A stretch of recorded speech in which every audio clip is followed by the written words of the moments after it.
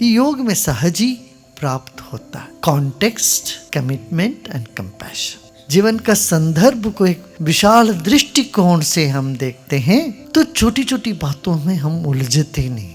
Context चाहिए। अरे जब तक जीते हो जरा मुस्कुराते जियो, प्रसन्नता से जियो, सबको गले लगाते जियो भाई।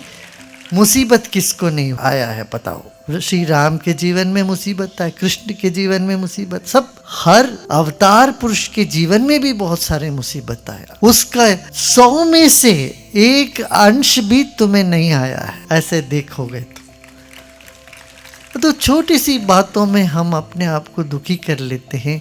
ये योगी का लक्ष्य नहीं होता। योग का लक्ष्य ही है ये हेयम दुक्खम अनागतम।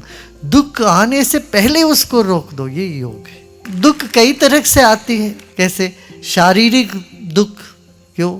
जब चाहे तब खाए, कोई नियम नहीं है, संयम नहीं, कुछ भी खाते रहेंगे, कभी भी खाते रहेंगे। शारीरिक स्वास्थ्य के लिए भी योग करिए। बिहेवियर साइंस के लिए भी योग का इतना बड़ा योगदान है। कर्म में कुशलता लाने में भी योग का काम है। वाणी की शुद्धता आती है, वाणी में मधुरता, स्नेह, बुद्धि में समझ, तीक्ष्णता, तीक्ष्ण बुद्धि बहुत आवश्यक है जीवन में प्रगति पाने के लिए। इसीलिए वैज्ञानिकों के लिए भी योग का बहुत आवश्यकता है। क्यों? कीन ऑब्जर्वेशन के लिए चाहिए। मन को संवेदनशील बनाता, हृदय को कोमल बनाता।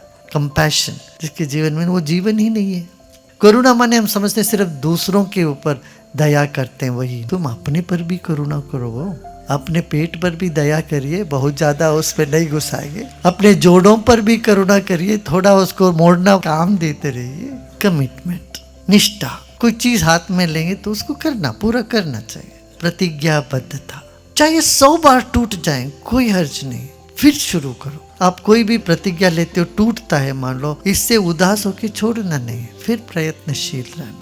अब इसी को अभ्यास करते हैं। कोई भी कमिटमेंट ना हो तो जीवन में सुख नहीं मिलेगा, शांति नहीं मिलेगी। जीवन कमिटमेंट के बगैर चलेगा नहीं। तो इसलिए वो कमिटमेंट हमारे भीतर है क्या, ये हमें देखना है, परखना है। ये योग है। योग हमें योग्य बना देता है जीवन के लिए, समाज के लिए, अपने लिए और परमात्मा के लिए।